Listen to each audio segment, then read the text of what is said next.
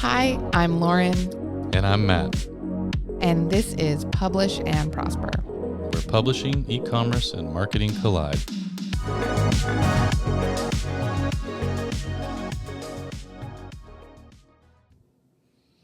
Welcome back to another episode of Publish and Prosper. This is episode number 52. Is that right? Yes, it is. 52. And there are 52 weeks in a year. Yes. I don't know if that actually lines up, though, because we started last year. It does not. We started last year, and we've taken some time off throughout. That's right. So technically, we are at a year's worth of podcast episodes. And a year and 2 months? Yes. Oh, that's not bad. Yeah, we started We're going to take some more time off, though, aren't we? Yes, we are. Yeah. Yes. This is going to be our last episode for 2024. Yep. So we'll be off for the next 2 weeks.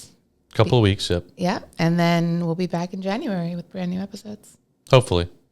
Hopefully. I'm just Famous kidding. last words. We'll be back in January. That's great. No, that's All so right. ominous. But today we're going to talk about a number of things, because what we're going to do today is we're going to do a recap of 2024, right? Mm-hmm. So we're going to kind of run down like what were some of the most sort of popular trends and topics for the year in publishing, obviously, and primarily self-publishing. Yep. There's not many of them. I think the conversations were pretty focused this year on just a few things, especially if you went to any in-person events or things like that. You will have noticed that most sessions, most things really revolved around just a couple of topics. Yeah.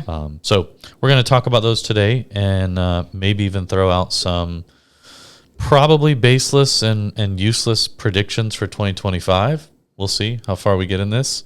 And whether or not we get tired of each other before the end, but I mean, if that's the metric, then I don't know how far we're getting into this at all. yeah, never say never. That's True.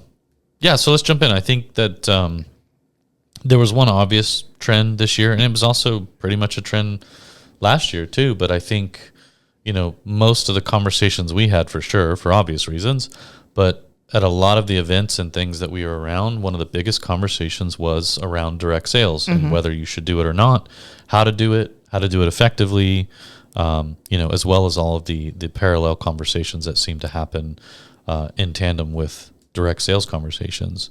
So I thought that we would kind of start this segment with a little bit of data. At this point, I don't think we have to try and convince people too hard that there's benefit to selling direct. I do think people are still finding it hard to get into it, especially if they're early stage authors and creators. If you've been writing for a little while, or you've been writing for a long time, especially if you have multiple books, it is a little easier to get into direct sales. But nonetheless, here's a few pieces of data to kind of help people wrap their heads around just how many people are starting to adopt it and what some of the benefits might actually be. This first one is from our friends at Written Word Media. Every year they put out a big survey of their users. I believe they typically get responses back from anywhere between 1,500 and 2,000 users. But nonetheless, on the subject of selling direct, for them, they said about 87.5% of their authors said they have their own website. And of that 87.5% of authors, 29.6 of them are selling books directly from their site. What's important to note here is that is a 2.6% increase from that same question the previous year in 2023. So they are, in their user audience, they're seeing growth of people selling direct. And now again, that 2.6% increase, I'm not quite sure how many authors that comes down to. But nonetheless, that's a pretty nice chunk. In general, 30% of the people that have websites are already actively selling direct. Now, the second part of the question that they asked their users was, for the rest of them, how many of them plan to start offering, direct sales next year? And 33.2% of them said they were going to try and start selling direct next year. So also a nice number. Now, on the other side of that coin, for us at Lulu, we have some actual metrics around people who are selling direct, and just the sheer volume of stores that are being created, whether that's on Shopify, Wix, or WooCommerce. And so just in the Lulu ecosystem, There are over 22,000 active stores using the Lulu Direct plugins. So those are Shopify stores, Wix stores, WooCommerce stores, but 22,500 active stores, meaning they're actively selling books using the Lulu Direct plugin. So just through Lulu alone, that's a lot of stores. A lot. Now, what's especially important for this conversation is to note there was a massive increase this year versus last year. So for us, that's about a 520% growth for us over the previous year. So whatever was going on between last year and this year was enough to drive a lot more people to try direct sales. And again, stick with it because those are active store numbers. I'm not counting stores that signed up, connected a book, and then never sold anything or are not actively selling. And then lastly, I'll give you one more number. This is a fun one. But just for November of this year alone, so this would include Black Friday, obviously, but for the month of November, just through Lulu Direct stores, self-published creators and authors sold over 40,000 print books. Damn. Yeah. It's a great number. That's a lot of It's print a lot books. of books. Yeah, that's print books only, over 40,000, and that's just Lulu Direct users. So direct sales is alive and well, and it is growing. You know, if on some platforms you'll see small percentage rates of growth, on others you'll see massive ones. I think it really just depends on the tools being offered and the education that's happening around the topic. But I thought it'd be nice to start this segment with a little bit of data. I think what you just said there is really important, and it ties in with what you said at the beginning of this episode, and this data like absolutely supports it. I think that, you know, you said at the beginning of this episode that we don't have a lot of like key topics for this roundup this year because it was a lot of the same conversations happening, whether it was in newsletters or communities or conferences and events, whatever it was. A lot of the conversation this year were the same few topics. And moreover, most of those topics were the same conversations that we've been having for the last few years. Like there isn't really anything new in here as much as it is like we're continuing to see these trends and these interests from authors. But I think the difference, and I think that what we're seeing here and what this data is proving is that what we're like, you know, maybe last year or the year before that at conferences and events and community spaces and stuff like that, the conversations that we were having were, this is why you should be selling direct. Like, this is why it's valuable. And a lot of us and like other people that feel that way trying to convince authors and creators that this was something that they should be paying attention to, something they should be considering, something they should be doing. And those conversations have largely kind of worked. And now the shift in conversation is, okay, how do we do that? How do we you have convinced us over the last few years, like now it's time to actually start doing that. So I think like this written word media metric that it's, you know, almost 30% of people that have their own website are selling their books, but then an even higher number of people that have their own website are planning on adding direct sales to their website next year. Like that to me says that over the last year, they've been doing the work at these, you know, different educational spaces and events and saying like, okay, what do I have to do to get there? How do I set my store up? How do I get all my ducks in a row so that I can get started on doing this? Yeah, I agree with that. I think what you're describing, and I love this, to get a little more nerdy about it, is you're describing the adoption curve, right? Oh. So anytime a new piece of technology or functionality gets released into the world, that's, you know, again, something that might even be a disruptor per se, you have this adoption curve, right? And so you always have early adopters, and that's where the curve starts. And I think, again, like you described several years ago, there's a few of us that were out there talking about direct sales and how to do it and why you should do it. And you had some early adopters kind of jumping on and trying it out. These are the same people, by the way, that would be early adopters and trying other types of technology out, like AI-assisted tools and things. But nonetheless, you start with those early adopters, and you know, they'll start playing around with it, and maybe they start telling some people about it. And in the meantime, you have others that are kind of evangelizing it. Usually the platform providers like us, and maybe one or two others.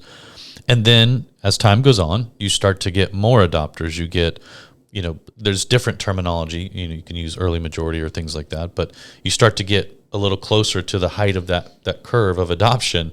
And I think what we're seeing now what you just described is now we're on the backside of that curve. We're peaking and curving. We're getting a lot of the late adopters or the late majority coming in. And so I think that also explains that huge jump we saw in stores being created and active this year versus last year, because I do really think that this year, more than ever, it connected for people, and they've started sort of piecing this puzzle together, and more importantly, understanding like the remarketing abilities of having that customer data. So I think you couple that with tools getting easier to use and people getting less intimidated by things like, sales tax conversations and stuff like that. And so I think that's why we're at the peak to the backside of that adoption curve, that bell curve. So, thanks for letting me get nerdy for a minute, but that's exactly what you just described. And I agree with you 100%. I think we're at that point, which is great. Which I do also think is, to jump ahead here and make a prediction for 2025, I think that we're going to continue to see this, following that. Why would you jump ahead so far?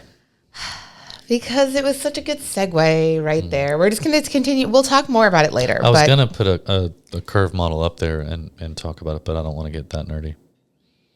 I mean, there's a great book out there, though, if anybody's interested, called Crossing the Chasm, that really talks about this effect, and especially as it's related to technology development and things like that. But nonetheless, the concept is pretty standard. So, anyways, cool. Okay. Some pretty cool data there. You'll probably see a lot more data coming out throughout the month of December as we record this, and certainly as we go into 2025, a lot more people will be dropping their measurements, their statistics, and sort of their recaps of the year, especially as it pertains to direct sales and other topics. But nonetheless, these are great numbers to see. It's really nice to see people adopting it. For now, most people are adopting it in tandem or conjunction with a distribution strategy, which is fine. I think ultimately, people more and more will see the benefits and start to shift their focus to be a lot more on selling direct and really relying on distribution solely for whatever crumbs they can provide at the end of the day. Yeah, I think we're seeing that a lot. Two places that I saw that conversation happening a lot this year, the Circle community, Wide for the Win.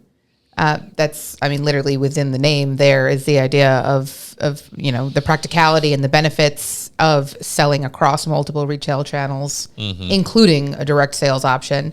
And then when we were just at Author Nation in Vegas, there were several sessions about going wide with your sales and distribution. So even the people that are not quite ready to make the jump to exclusively selling direct, which, you've heard us debate extensively over the value one way or another of that, so we don't need to get into that here. But, if that's something that you're interested in, that's, I think, a trend that we've seen a lot this year is people adding just another distribution option in selling direct if they're not quite ready to just exclusively sell direct. Yeah. Which I think is great. Yeah. I think that's great because you never know. Like, one of the things that we saw happen this year was Barnes & Noble. And Barnes & Noble just kind of abruptly deciding that they were going to restrict certain types of content from their online stores. And, maybe I'm speaking out of pocket here, but I don't think anybody is relying specifically on Barnes & Noble sales as like their main distribution platform. But I'm sure there were people that were affected by their books being pulled from Barnes & Noble and their books no longer being available for distribution, whether it's ebooks or print books on Barnes & Noble. And if that was your main distribution source and you suddenly got cut out from that, that hurts a lot less if you have a direct sales option as a backup solution or anything else as a backup solution. Like, you never really want to rely on just one e-commerce solution if it's one that you don't have control over. Yeah, and to take it outside of publishing, there's so many studies that have been done on, I hate to use the term millionaires, but just what society in general would deem a successful person. Millionaire to billionaire, doesn't matter. But one of the most common traits, attributes, commonalities that they found when studying these groups is that they all had multiple streams of revenue coming in. Mm-hmm. So it wasn't like, just one person who made some ungodly amount of money from one thing. That's right. It. Like that's actually pretty rare.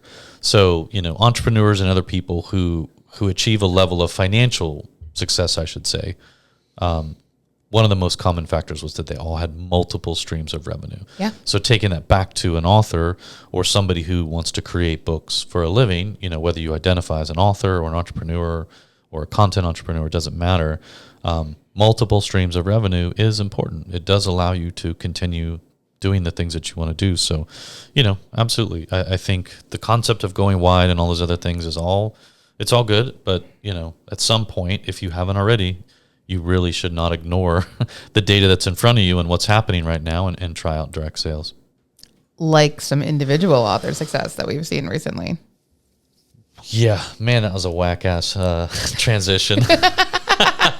Well, if you didn't want to take it, I can talk about my favorite billionaire if you want. But you can talk about a more specific example if you would prefer. So actually, while you're on that topic, I need you to confirm something. Yes. It's pretty impressive that I think on release day of that book, she's over 800,000 units? Over 800,000 units, which is the second highest launch of a nonfiction book. Like single day number. Yeah, and I think the first was Barack Obama's post-presidency memoir.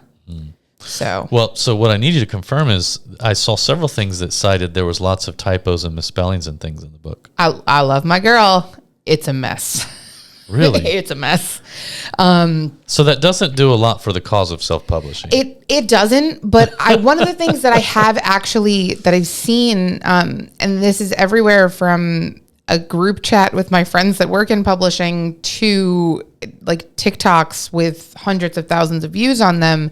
I think the general feedback that I've seen from a lot of people is not necessarily that it's discounting the fact that it was self-published. Like, people aren't really looking at this and being like, oh man, this is why she should have gone the traditional publishing route instead. I think a lot of people understand why she chose the route that she did, and also why she are saying look, it clearly worked for her. She's clearly pocketing an amazing amount of profit off of this book, but rather the takeaway that people are getting from it is she definitely should have hired some freelance editors or formatters or page designers at least, or something. The funny thing is a lot of people don't realize this, but there's so many traditional books that are chock full of misspellings and errors and things like that. I just thought it was kind of funny, like you just said, that the two headlines I found yesterday, one was the sheer volume of units that were first day sales. The second was about, again, misspellings and things. And it was just like, really? Come on. Yeah, it was. I did go to Target at 5:00 in the morning on Black Friday to get it. And yes, I did not need to. It is still available at my local Target. I was at a Target last night. There were 0. Yes. And then I told you I was at a Target, I don't know, several days ago, and they still had. Yes, they didn't have a ton of them, but they did have some. Yeah, so the Target the Target that I went to, they did still have copies available later in the weekend. But I do have friends. I have a friend who he was the last person online at the store that he went to get a copy of the vinyl, which for the record was that was the bigger priority to me. I wanted the book, and I'm glad I got the book, but I was there for the vinyl because I do collect vinyls. The book was just a nice. You collect vinyl. Ugh, you're right. We had this conversation already. I'm sorry. We did have this conversation already. I know. I'm sorry. But yes, but I got back and I got home and I was couldn't go back to sleep. So I was just laying in bed, flipping through the book, and it's 6:30 in the morning. I'm still defrosting from being outside, and I'm sitting there flipping through this book that I just waited an hour and a half in line for, and I was looking at it and I was like, it's not great. But, again, there's always the chance that you didn't do that and you missed out. So. Oh, I mean, yes, for sure. And also, even a not great book is still like a really fun little like memento of, and you get to retain your super fan status. That's so true. If you hadn't have done that, you could have potentially lost your super fan status. Yeah. I mean, that's. Yes, obviously, I need everybody to know that I'm in the top 0.1 or 0.1% of Swifties. Yeah. Oh my gosh, as everybody was sharing their Spotify Wrapped over the last couple of days, I opened mine up and I was like, I'm expecting to see whatever cool music I listen to because I'm so cool. My top thing was business podcasts. And not only is that embarrassing enough that it wasn't something cooler, I was in the top 1% of all listeners globally for business and financial podcasts. Wow. That's pathetic. Wow. Yeah. Don't let the tattoos fool you. Lost your street cred entirely. Oh my God. If I ever had any, it's way gone. I did not share my Spotify Wrapped this year. So it's okay. There you go.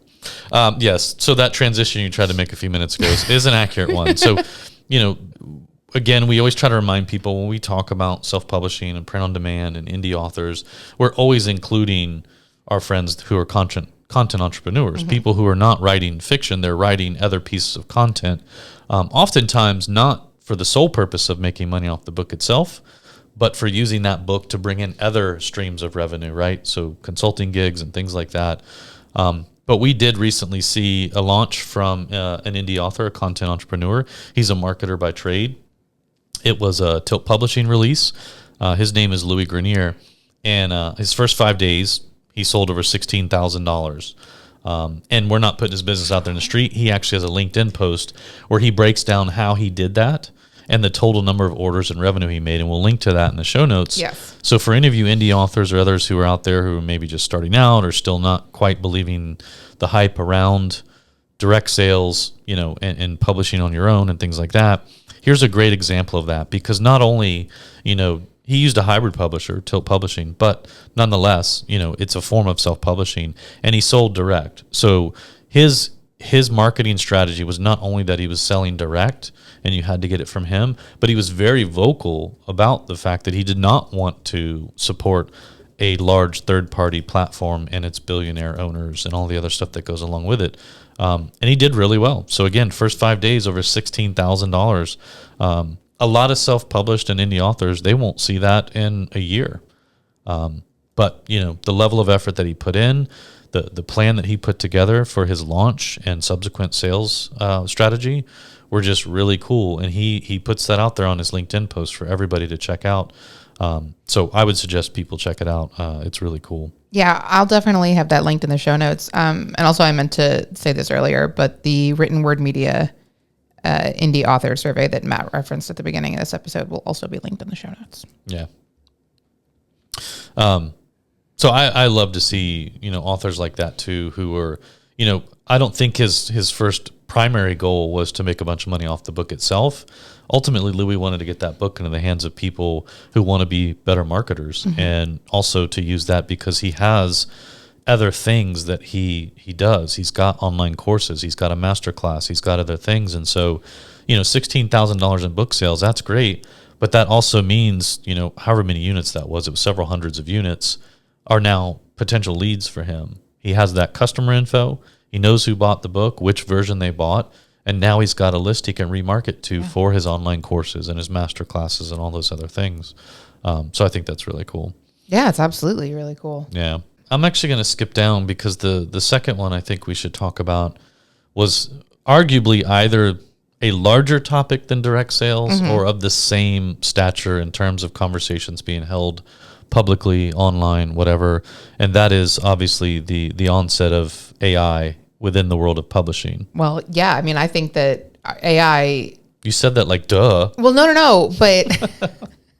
Sorry. I didn't mean to. That's You're right, I did. Duh. Well, yeah. Duh. I think that AI as a conversation, regardless of like whether it's in publishing or not, like that has been the hot topic in pretty much every area that we're interested in.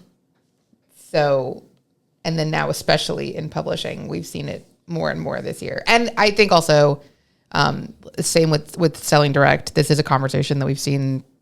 This has been an ongoing conversation since prior to 2024. And it will continue to be a conversation moving forward into 2025. Sure. And in fact, just like you jumped the gun earlier, I'm going to jump the gun and say one of my 2025 predictions is that AI actually helps people market and sell better next year, including direct sales efforts. So we will continue to hear these topics and see these topics. You're right.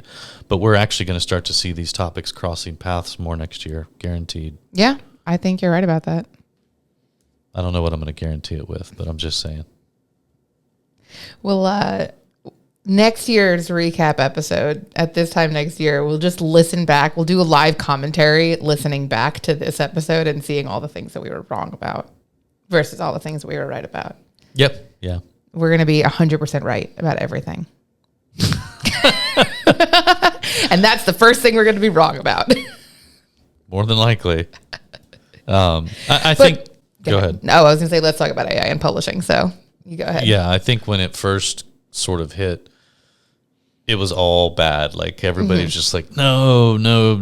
And I think the first thought for everybody was like, oh, it's going to take my job. And yeah, including me. AI is going to write all the best romantasy books and all the best cozy vampire fiction. And is that a thing? I don't know, but now I really wanted to write. So I don't want to write. I want somebody else to write cozy vampire. I'm going to do that. Okay, great. I'm going to copyright and trademark that as soon as we get out of here. So anybody listening, gonna be your, don't even try it. That's my niche. Your content niche? My content niche. Okay. But, I think that like a lot of other things, people take their cues from other people in the industry. And I think initially, industry heavies and other people were also freaking out. And so I think that kind of made it a little bit worse. I think we're at a point now where a lot of people are coming to terms with AI in the publishing industry and what it can and cannot do and what it should and should not do. I think there's still a lot of authors and creators concerned about it. I think that's probably normal. Yeah. Because we are seeing more AI tools that generate written content, albeit most of it is bad. I've yet to see anything that was AI generated, whether it was a paragraph, a short story, or a full-blown novel that was actually decent, let alone great. Yeah, I think that's been a thing that's been really the initial response to all of this was like, oh my God, it's gonna replace humanity in the creative arts or whatever. And then as we're seeing it evolve and even as we're seeing it improve, the general consensus now definitely seems to be it's never a secret. Everyone can always tell when something was created with AI. And, you even see there are books out there or movie scripts out there that were made and published that are definitely AI and everybody knows it. And all the reviews of it are bad. And the sales numbers aren't good on them.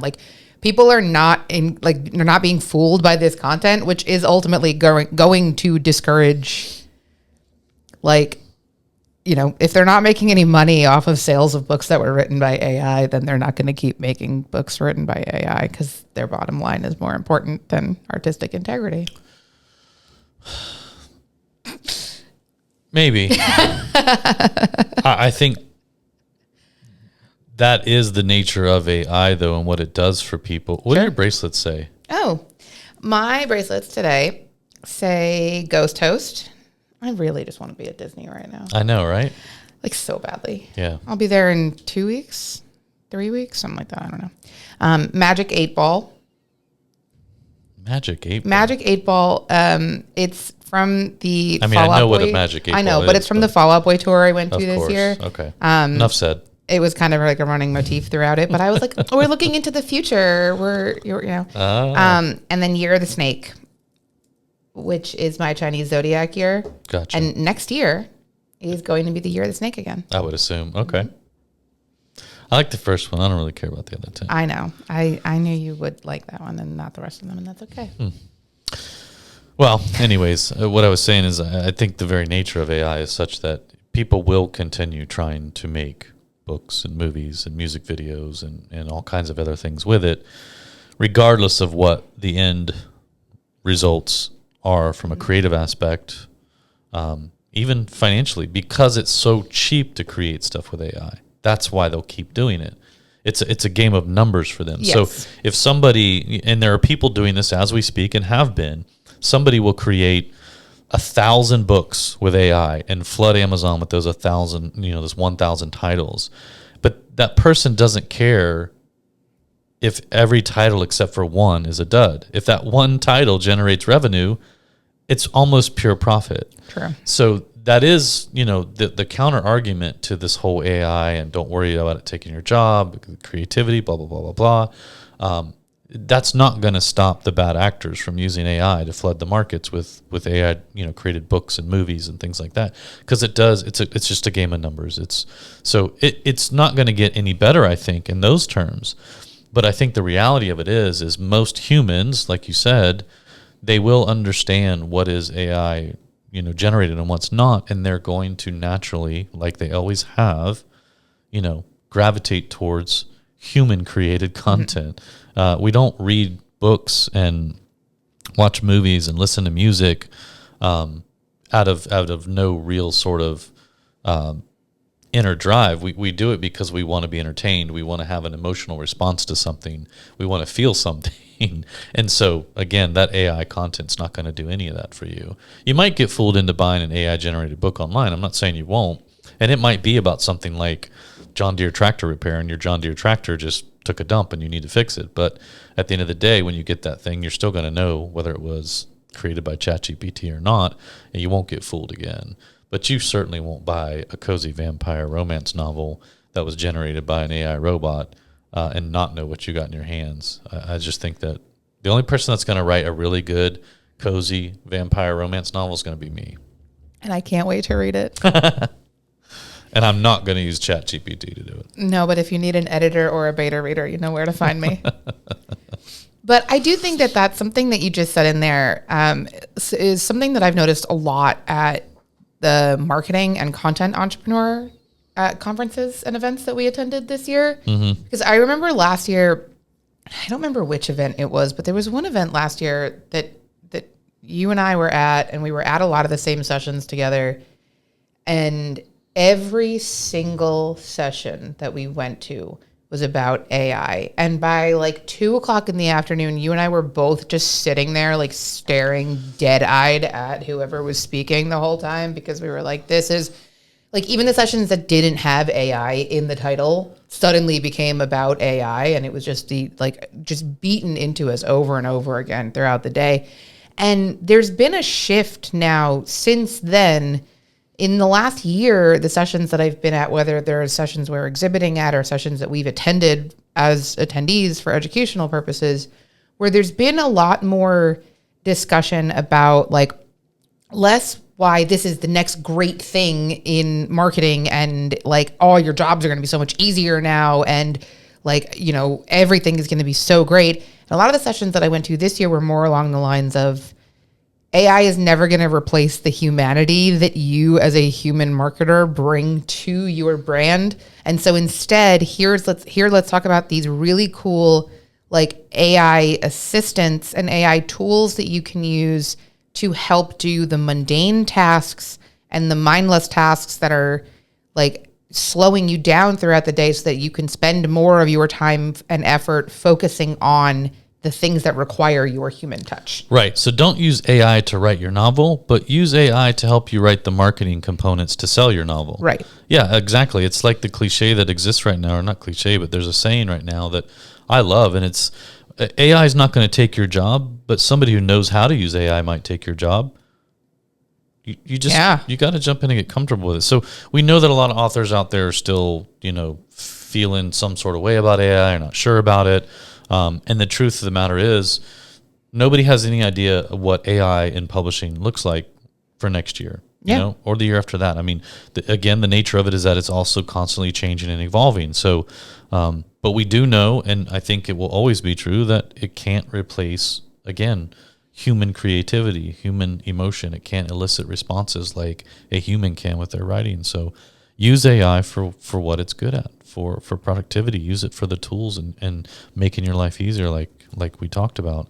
But I think it is important for people to understand, right now where it's at, and try to even maybe potentially roadmap where it's going. But what we do know is that it's great for assisting you in doing a lot of the things that you don't like to do, even things like bookkeeping for your author business, right? What we also know is that there's not a lot of really good sort of legal boundaries or parameters around AI and using it and what that means.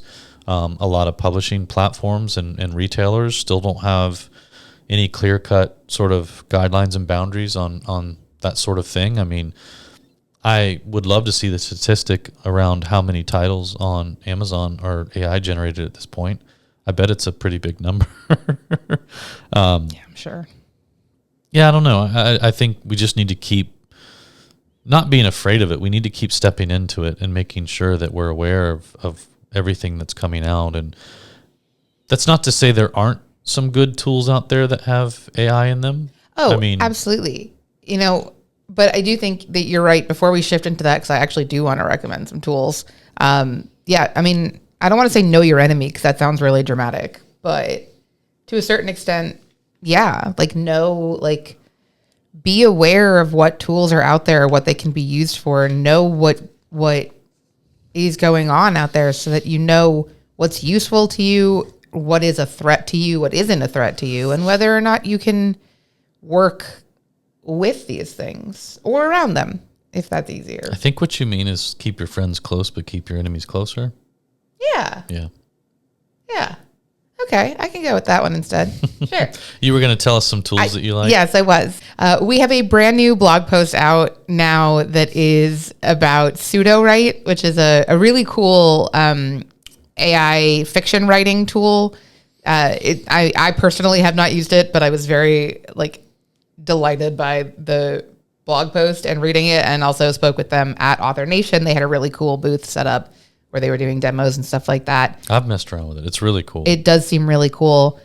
I think for authors in particular, and even indie creators, the Publish AI author tool is really cool. Yeah. That was, if that's not a writing tool, and that's a great example of something that isn't necessarily a write, although I think it does have writing elements to it as well, but it is an author toolkit that's much more about publishing and market positioning and helping you figure out your metadata and your book's placement in the market and stuff like that. That could be a super helpful. And that's a great example of you don't need to use these things to help you write your content if you don't want to touch that with a 10-foot pole. Instead, you can use it for helping you do market research and understand things like that, and take some of your pressure off of that so you can spend more time writing. Again, or whatever. Use the AI tools to do all the stuff that you don't like to do or that you're not good at doing. Don't use it to write your entire novel.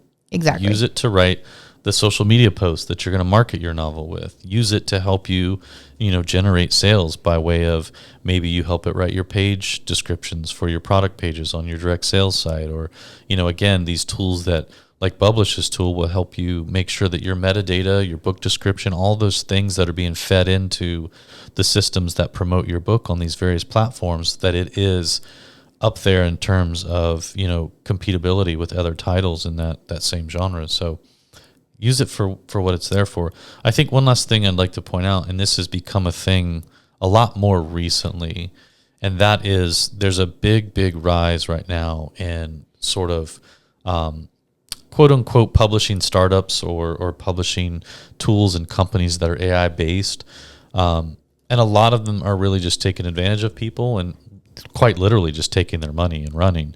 But you're seeing these things pop up a lot, and I think you just need to be careful. Anytime you see a publishing company or platform that's promising our tool is going to disrupt the publishing industry, or we're going to do this, or we're going to do that, and then it's coupled with really low prices for packages or things like that, just be really wary and do your homework, because a lot of people are getting taken advantage of right now by these types of startups.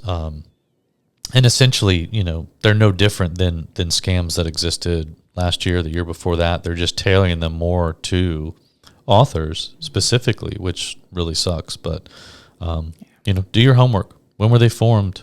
Who's the founder? Who's the team that started it? What are their goals? What's their motivations? What's the end product? What's the pricing look like? In most cases, if something sounds entirely too good to be true, obviously it is. So, keep your eye out for those things. They are popping up here and there. You'll see a lot of press releases and things about some crazy new AI-powered publishing startup that's just going to revolutionize everything. And more and more, they're not. They're sort of low-budget scams. I don't know. Maybe this is out of touch of me to say, but I feel like of all of the things in life that there are advantages to getting in on the ground floor, a brand new AI tool is not one of them. Like, that's one that I think maybe you should let other people test it out first before you. AI is definitely one of those things where, depending on what it's supposed to do, a lot of AI tools, you don't want to be an early adopter. Right. You want to treat it like a fine wine. You want to let it age a little bit, let them get some learning in that model and some users on their platform and some testing done. And for your purposes, quite frankly, let them establish some reputation and a little bit of authority before you jump right in and start giving them money or your content. And iron out the kinks, too. Yeah, absolutely. I think one more thing we'll talk about, and then we'll wrap it up. Okay. This year, we saw a lot more people experimenting with different formats of their content. So we saw a lot more people this year than in previous years who hadn't tried print books were actually trying print books. So they were previously ebook only, had been generating ebook content only, finally taking the plunge and trying print books. We also saw people trying audiobooks for the first time. So as narration tools become more prevalent and less expensive, people can actually afford to get their books narrated as an audiobook. And then lastly, the big one right now, I think everybody's still riding that sort of customized printing train, sprayed edges and foil covers and all kinds of crazy leather-bound pop-up books with confetti that comes out the first time you open them, and you start playing music and a little elf jumps out and starts dancing. No? You lost me in that last part, but I would really enjoy a book that the confetti popped out at me the first time I opened it. How about a solar-powered ebook? Are you talking about just a print book? Yes. Yes. That April Fool's was before my time, but I have heard about it. All right. Well, do you want to talk about any of those?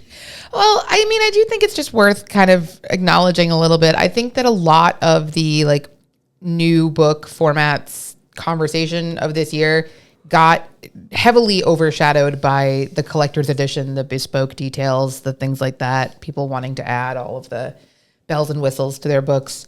And I want to make sure that we highlight that the importance of the fact that just authors trying print versions of their books was also a trend this year. And I think that is a trend that has much more value and much more longevity for the average creator.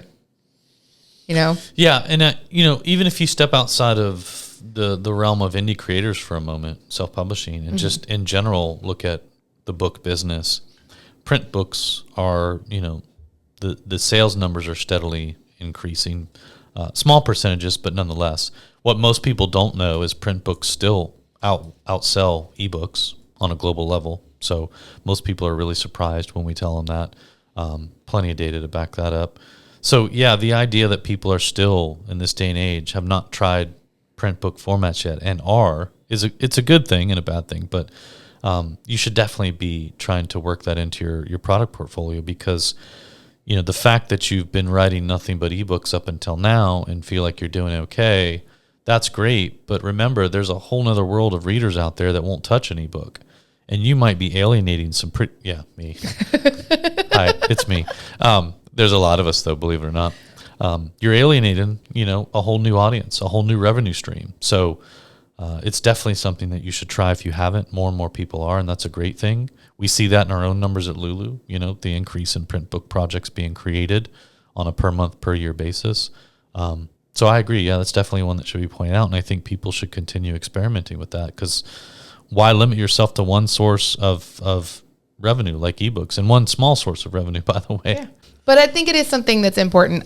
Also, something that we've seen this year that I don't think we've talked a lot about has been kind of the reverse of that, where it is situations where people are not publishing like fiction or publishing books to sell or something like that, but places and companies and organizations that are trying to go green by not automatically printing print materials anymore, but having print on demand versions available for customers that want them.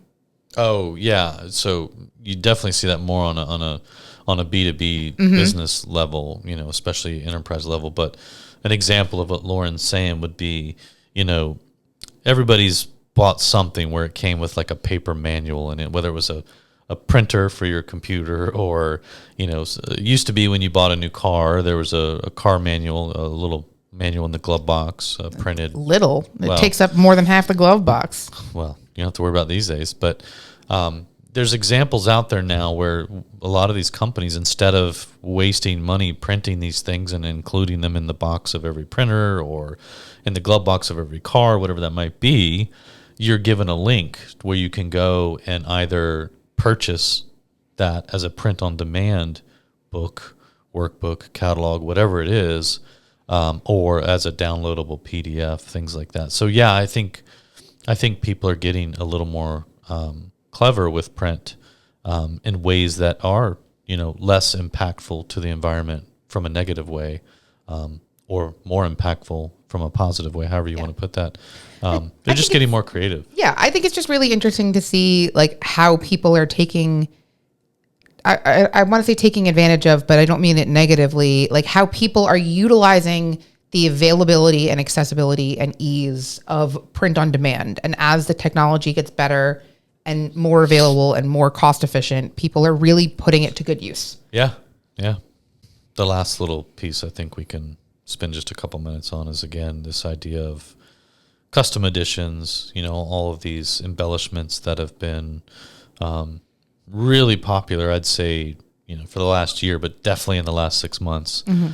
I couldn't tell you a time in the last 6 months that I walked into a bookstore and didn't see a flood of books with colored edges and designs on the edges and crazy like embossed and debossed covers with foiling and raised UV spot printing. Yep. And ribbons and sleeves and just you name it. It's like somebody this year was like, man, we're just going to open Pandora's box of like printing capabilities. And it's really cool on the one hand. And then on the other hand, if you're a creator and you're trying to replicate some of these things for your own title, maybe at a very small scale, it's not easy and it's costly. And in many, I guess, situations right now, because there's not a lot of people that are doing it in a print on demand fashion in a way that is, scalable. A lot of people are running into issues with it, but I don't know. I think it's pretty cool. I think you should be careful when you start to try and apply some of these embellishments to your special edition or what you're doing. I hope we keep seeing cool stuff like this, but I hope it doesn't become the norm, because then I think it ruins it. I agree. I think that the more it's available, the more that it just kind of becomes like the books aren't special. They don't stand out anymore when it's a whole table full of books that look like that. But even Target now, you walk into Target and you go in the book section. They have a whole end cap display. Well, almost the whole book section now. But this is one of my like absolutely baseless predictions for 2025 is I think that the bubble's kind of going to pop on that a little bit. I don't think it's going to go away entirely. No, I think you're right. And I don't think it should go away entirely. I think it's really cool that people have like this kind of functionality and features available to them. And we've done whole episodes talking about like why we think they're really valuable for creators that want to make a special product for their fans. But I think that we're going to see people kind of, and this is not a phrase that I say very often in my life, but coming to realize that less is more. I'm usually a more is more kind of girl.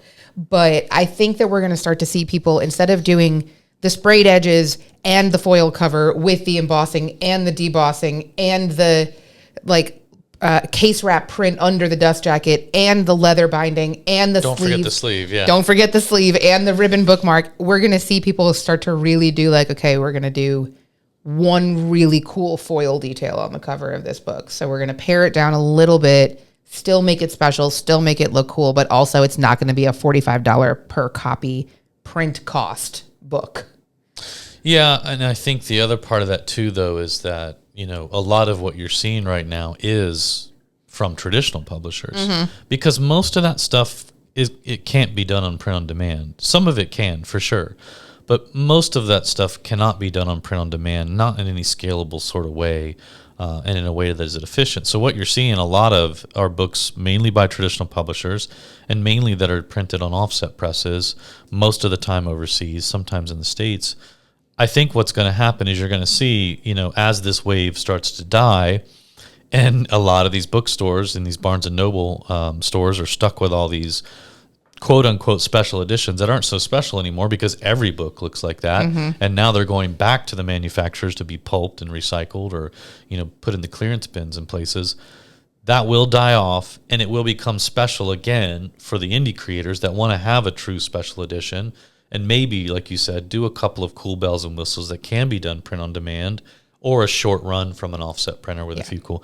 And it goes back to being a special edition, something special. Right now, it's getting to the point where it's just not special. You're right. It's not special because it's no fun. Yeah. Wow, you said that. That was so sad the way you said that. Oh, no. All right. Does that mean you don't want to talk about audiobooks then? I don't. I really Okay. don't. I think people, you know, there's nothing necessarily new there. And I honestly think that the only progress being made with audiobooks right now is the ease with which you can actually create one. So, you know. Well, I'm going to make a prediction that we are going to talk more about audiobooks in 2025. I hope that doesn't come true, but whatever. If I have my way, it will. All right. Well, you might. So what trends do we expect to see either continuing in 2025 or emerging in 2025? Well, definitely all the ones I've already said so far. So I stand by what I've said. All of Lauren's trends. All of my predictions. I think we're going to continue to see direct sales, the adoption curve, you know, expanding, because I think you're going to see more ways to sell direct, and I think more and more tools are going to make it easier. And when I say tools, I don't necessarily mean platforms per se, but I do think tools will continue to emerge and plugins that make things easier for direct sales, like handling taxes or shipping mapping and stuff like that. So I do think that that's going to make that adoption rate increase even more next year. I also think you're going to see more traditional publishers embracing direct sales types of tactics and value adds in their contracts. Oh, interesting. I think you're going to see more traditional publishers allowing their authors in the contracts to have certain direct sales types of rights. We've already seen some of that this year where they've wanted to sign a really popular romance writer, you know, or a fantasy writer, and you'll see in the contracts sometimes now where this indie author is getting picked up is able to keep the rights to, let's say, special editions for direct sales on their site. So the traditional publisher gets to put out the paperback and the ebook as they normally would, but hardcover is reserved for the author to do through their site as a direct sales option, as a special edition, or things like that. So I think indie authors are getting a lot smarter with these contracts, but I think traditional publishers are more and more realizing that they're going to have to start embracing and incorporating some of these direct sales tactics if they want to continue signing a lot of these emerging authors, because it's just going to be unavoidable. Yeah. Wow. That's a good prediction. I like that a lot. Thanks. I'm definitely on the hit list from traditional publishers. Oh, if I wasn't already. Weren't already? None of them are allowed to listen to this podcast because we'll both be blacklisted. I'm sure they don't. And we don't get invited to any of their events. This is probably why. You're welcome. I mean, I have some friends that work at traditional publishing companies. Are you sure they're still friends? Yes. I'm just kidding. That's fine. What else? I think that we are going to see more, and this is a trend that already happens, but I think we're going to see more of it, more content creators and content entrepreneurs using publishing books as lead magnets and not necessarily worrying about getting a traditionally published deal. Sure. We're seeing, like, in trad pub in general, that nonfiction is on the decline. They're doing a lot more with, like, you have to be a household name, basically, to get a kind of nonfiction deal, because they're not willing to take risks, what they consider risks, on, like, niche names and people that aren't going to sell out their contracts. Especially with nonfiction, it's a whole different thing than fiction contracts and stuff like that. So I think that we're going to see a lot more creators, whether it's people using books as a lead magnet or as some kind of way to establish themselves as thought leaders or authority figures or whatever, or people that are just monetizing their content, turning more and more towards self-publishing, including those that have already gone the traditional publishing route. That's my prediction for 2025. Yeah, I would agree with that. I think you're already seeing little signs here and there of that too. I mean, there's some pretty large publishers that have already cut out their entire business books unit, and some of their nonfiction units, subcategorized things. But yeah, absolutely. And I think that goes hand in hand with the selling direct stuff too. I think these business savvy creators and content entrepreneurs and entrepreneurs in general are going to be at the forefront of people saying, like, we understand the value of selling direct. And if a traditional publisher isn't going to work with us on that, then that's okay. We'll just do it ourselves. Why not? Yeah, why not? There's a novel idea. No pun intended. Pun absolutely intended. All right. I think that's enough. I think so too. Is there anything that you're looking forward to in 2025? Give me work or not. Less work, more sleep.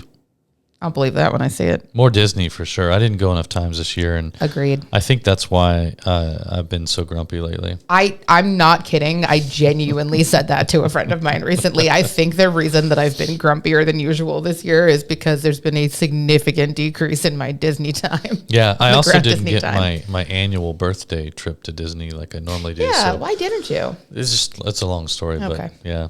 I also kind of didn't want to celebrate my birthday this year. Oh, yeah. Because it was the big 5-0, but I don't know. If there's ever a time to go to Disney, it is your 50th birthday. Well, in hindsight, I realize that now. That was a huge mistake. That's a big mistake for okay. sure. We'll make up for it. I won't make that mistake again. The next time you turn 50? Yes.